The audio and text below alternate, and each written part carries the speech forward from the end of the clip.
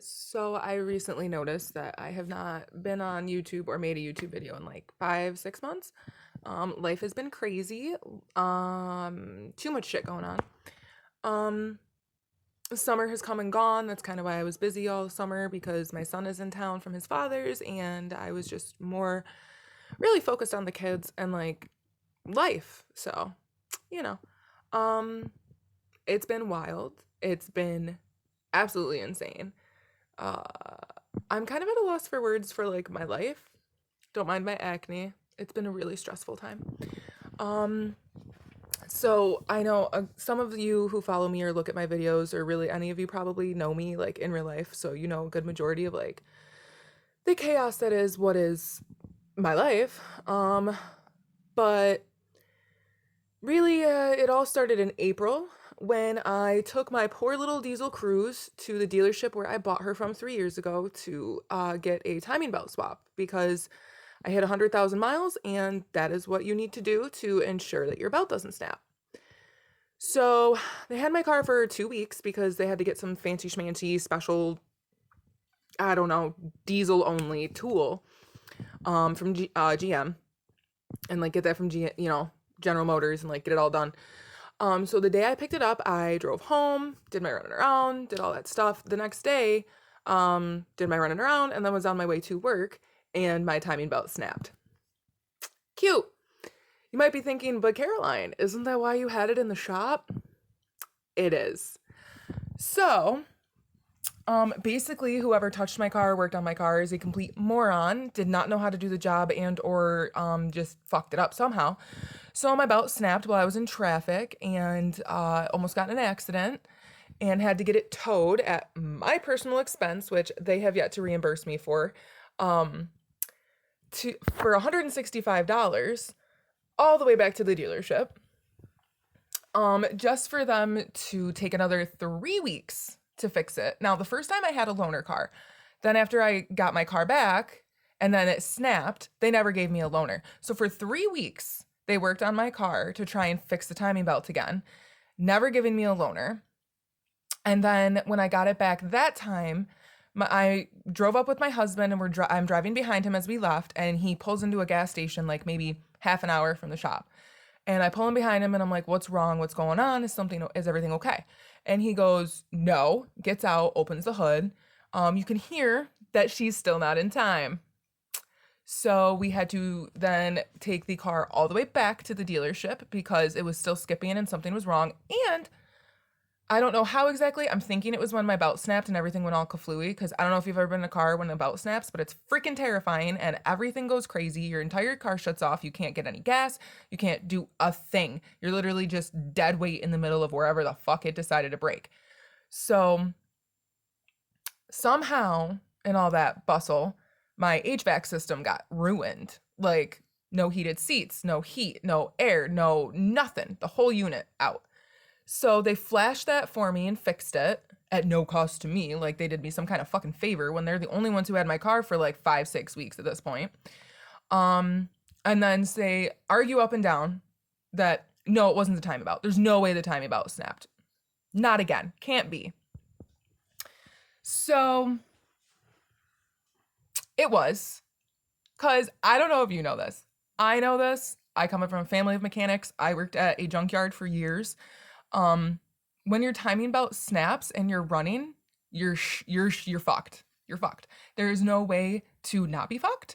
The way that the engines are made, the timing belt in my engine is the center pulley, and there's like 5 or 6 pulleys like around that, and it's all attached to the same belt because it's to keep it in time. So when that belt snaps, it pulls everything out of time. So the cam pulleys, upper and lower, like anything, okay? Not to mention the fact that when your belt snaps and you have an ear interference engine, which like 90% of people do, and my car is one of them, it blows your pistons and it can slam into your camshaft walls and ruin your cams. So I don't know if you know what the hell that means, but basically you gotta drop a new engine in the car. They're trying so hard to not have to do that. So after my we had gotten it back and it wasn't working right. My husband, and we got the HVAC fixed and we finally get it back again because they had to replace my cam pulley. They only replaced one cam pulley and there's two in my engine. They only replaced the upper because to get to the lower, you would have to drop the entire engine, which nobody wants to do because it's so time consuming. And they had to do all of this at no cost to me for free because it's not my fault. So they do the cam pulley. My husband goes, picks it up. He brings it home and everything seems to be fine. So the very next morning, I go to take my daughter to therapy and I go to start the car and she won't turn over. I lost my mind. I had a full-blown panic attack at 8:30 in the morning in my driveway. Contacted the Better Business Bureau. I've been in talks with the Attorney General of New York State. I've been in talks with the DMV. Like, I lost it. The company that I got this car from was so disrespectful in the messages to me from the Better Business Bureau. It was absolutely disgusting the way that they treated me and the way that they spoke to me, being so condescending. 3 times they sent me the same message explaining how an engine works. I know how an engine works, Pete. Fucking fix it. So by the time that I finally had my breakdown and the car is dead, it was, I want to say May, June, sometime in June, because this all started April 16th was when I first dropped my car off. So now we're all up to here. I then took it upon myself to further contact the DMV because I was in talks with one inspector with the DMV to get this resolved because it's not okay. Called him and let him know that they were no longer willing to do anything and I didn't know what to do because the car was still not working. So I took it to a local shop where they diagnosed it and the timing belt was already hopping. It was already torn and it had only driven from the dealership to my home. So clearly something is not in time. Something is wrong if it's already starting to shred and jump teeth. So I got those pictures from the mechanic and I sent them to the DMV, and that is when the DMV decided that I needed to have a full-blown foot investigation. So July 30th, the DMV came, the wonderful man, so sweet. He started my car, he looked it over. Clearly it's not okay. He could hear that it's not okay because to be a DMV investigator, you actually have to be a licensed mechanic. He was not happy with the whole situation. I had sent him all of the messages that from all the correspondence from the dealership with the BBB, all of it. So he is like fully aware of what's been going on. So he called the dealership and was like, you need to fix this. She can't drive it. She lives too far away and it's not safe for her to be in. So you need to send a tow truck to her house, pick it up and give her a loaner. So they finally did. Well, if you haven't noticed, today is September 11th, and I still don't have my cruise. And the loaner they gave me, the Reggie runs out on the 30th. Like, what? Okay. So not only have, do I not have my car, but the car they gave me isn't even, like, gonna be road legal in, like, 2 fucking weeks.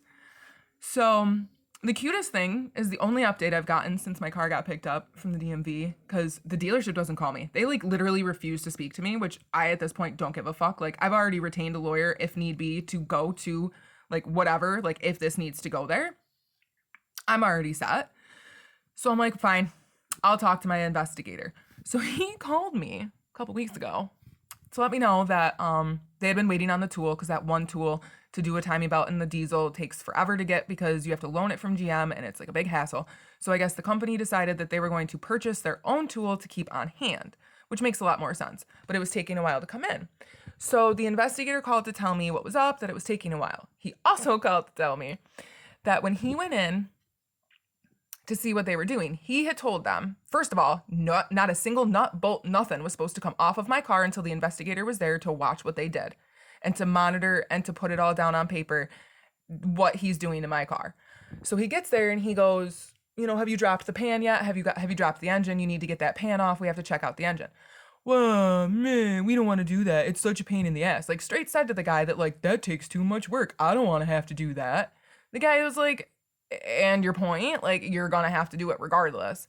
So he goes, well, what are you doing then? Because my car was on a lift in the air. So he was like, well, then what are you doing? oh, well, we wanted to do a compression test to see if the cams blew and if her pistons are all right. He's like, okay, well, not the order in which I would have done things, but okay. And, oh, the guy who decided to fucking take apart my engine to try and do the compression test broke one of my glow plugs and it fell into my engine. So, they now have to take the head off my engine to find the glow plug and take it out, and drop my engine to get to all the pulleys. Yeah, making work so much harder for themselves. The kicker is that the DMV investigator I have assigned to my case was there with his boss from Albany to witness this shit. Okay? Like, I'm not surprised. I thought it was funny because nothing surprises me with these fucking idiots anymore. But my investigator was just like, he goes, we literally walked out of that building shaking our heads because we have no idea. Like, we just couldn't understand why they were doing this. And that's where I still stand. As far as I know, my car still needs to get the head ripped off. It still needs to get the pan ripped off, and they still don't even have the tool. So that's been like the really fun, making car payments and paying car insurance and having to re-register a car that you can't even fucking drive and it ain't even fucking fault.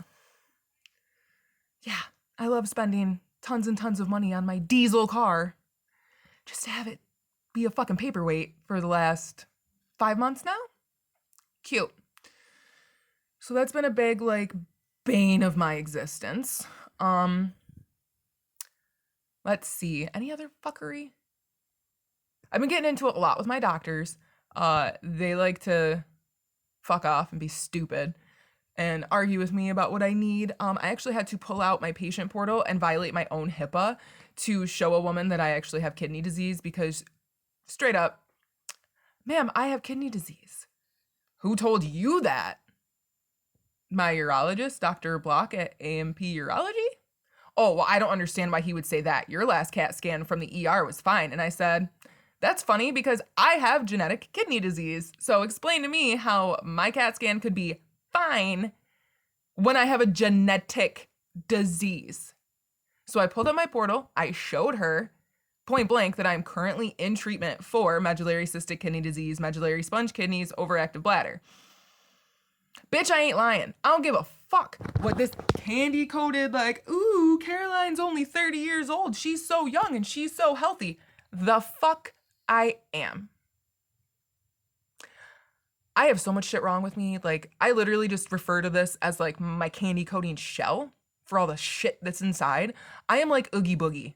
If you've ever seen The Nightmare Before Christmas, how he's like, oh, okay, he's a burlap sack. He's kind of creepy. You cut him open and just fucking all sorts of bugs and creepy crawlies and nasty stuff. It's pretty much me.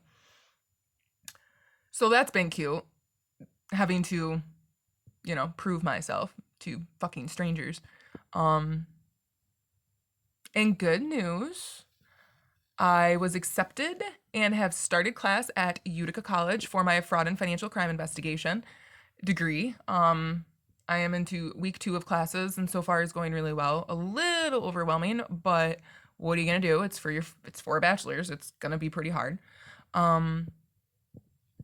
Melody just started public school because she, although she is a disabled preschooler, and she is blind in her one eye, and she is autistic, she is smart.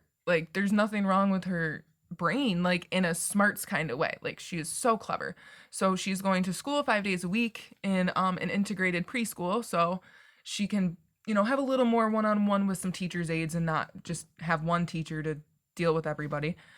She's been loving it. She loves to go every single day. She is so excited. She is just pumped. I hope she keeps that forever because God knows high school is a pain in the ass.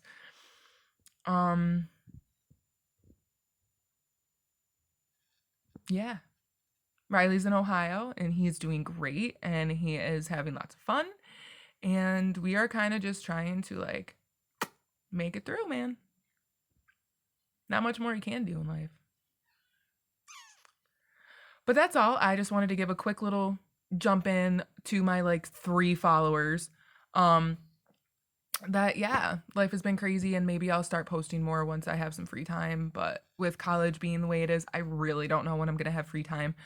So maybe you'll see me soon. Maybe you won't.